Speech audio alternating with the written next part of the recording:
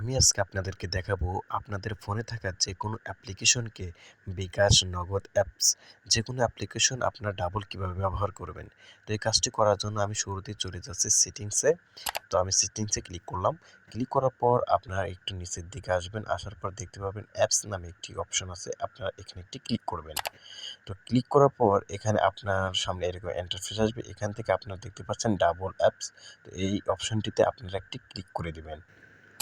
তো ক্লিক করার পর আপনাদের সামনে এরকম একটা ইন্টারফেস আসবে। আপনারা এখান থেকে যে সকল অ্যাপস ডাবল করতে চান সে সকল অ্যাপসের এনেবল করা আছে, এটা শুধু চাপ দিয়ে সচল করে দিবেন। তো এগুলো যদি আপনারা ক্লিক করে সচল করেন তাহলে কিন্তু আপনার অ্যাপস ডাবল হয়ে যাবে। যেমন বিকাশ করলাম, তারপর হচ্ছে গিয়ে রবি বা এয়ারটেল, এগুলো যদি আপনারা ক্লিক করেন এগুলো কিন্তু ডাবল হয়ে যাবে। তো আমি এখান থেকে কয়েকটি সিলেক্ট করে নিচ্ছি। তো নেওয়ার পর আমি ফিরে আবার স্ক্রিনে ব্যাক করব। তো আমার সিলেক্ট হয়ে গেছে। আমি এখন এই হোম স্ক্রিনে চলে যাব। তো হোম স্ক্রিনে আসার পর আপনারা দেখতে পাচ্ছেন এখানে কিন্তু আমার অ্যাপস ডাবল হয়ে গেছে। এতে বিকাশ, এয়ারটেল, রবি, এই যে এখানে দেখতে পাচ্ছেন টিকটক কিন্তু দুটো হয়ে গেছে। তো এইভাবে আপনারা অ্যাপস ডাবল করে ব্যবহার করতে পারেন। আশা করি ভিডিওর উপকার আসবে। সবাইকে খোদা হাফেজ, ধন্যবাদ।